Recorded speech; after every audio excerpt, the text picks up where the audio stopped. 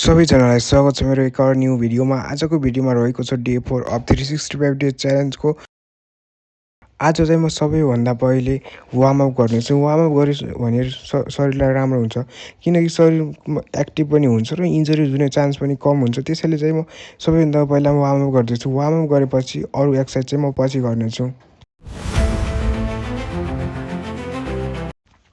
Warm up गरेपछि चाहिँ मैले रनिङ गर्न सुरु गरेँ। रनिङ गर्दा गर्दै मेरो खुट्टा दुखिरहेको थियो, त्यही पनि मैले रनिङ गर्न चाहिँ छोडेन।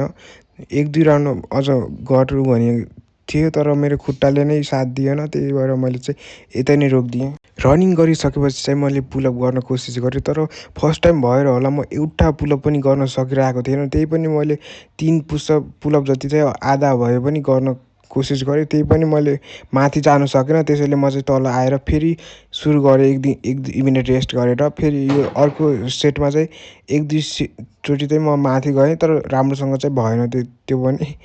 त्यही पनि मैले कोसिस चाहिँ गरेको हो, तर म माथि जानै सकेन। पुलअप गरिसकेपछि चाहिँ म आफ्नो घरको छतमा आएँ र 2टा सरिया समातेर त्यसको मद्दतले यस्तो तरिकाले म एक्सर्साइज गर्न सुरु गरेँ। यो चाहिँ मेरो पहिलो सेट रहेको छ। यसको पनि 15 रेपिटेसनको 3 सेट गर्नुपर्ने हुन्छ। हजुरहरूलाई यो भिडियो मन परेमा भिडियोलाई लाइक, सेयर अनि कमेन्ट गरिदिनु होला र च्यानललाई सब्स्क्राइब गर्नु पनि नबिर्सनु होला।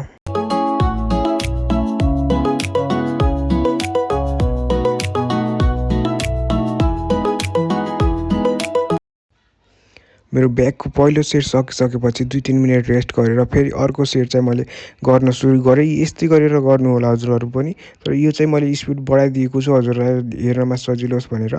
मैले पहिलो सेटमा जस्तो गरेको थिएँ त्यस्तै तरिकाले हजुरहरू पनि गर्न सक्नुहुन्छ घरमै बसेर बडी बनाउन चाहनुहुन्छ भनेपछि। पहिलो एक्सर्साइज सकिएपछि मैले केही समय रेस्ट गरेर फेरि 2टा डम्बल ल्याएर अर्को एक्सर्साइज गर्न सुरु गरेको छु। यस्तै गरेर हजुरहरू पनि गर्न सक्नुहुन्छ घरमै बसी। यो चाहिँ मैले घरमै बनाएको डम्बल हो, हजुरहरू पनि बनाउन सक्नुहुन्छ। हजुरहरूसँग डम्बल छैन भने इँटाहरूको पनि प्रयोग गर्न सक्नुहुन्छ।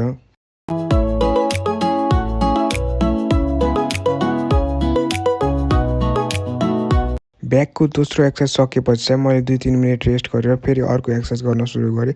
यस एक्सर्साइजमा 3 सेट 15 रेपिटेसनको गर्नुपर्ने हुन्छ।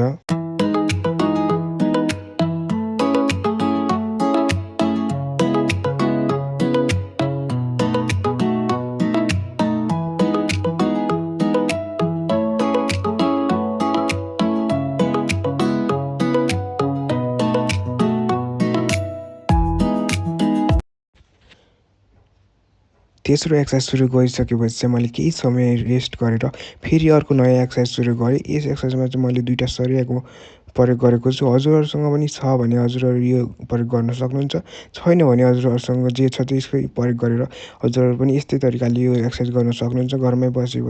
मेरो चाहिँ यो एक्सर्साइजमा अलिकति मिस्टेक भएको छ, एउटा हात तल र एउटा हात माथि भएको छ। त्यस्तो नहोस् भनेर हजुरहरू पनि राम्रोसँग हेरेर गर्नु होला एक्सर्साइजहरू।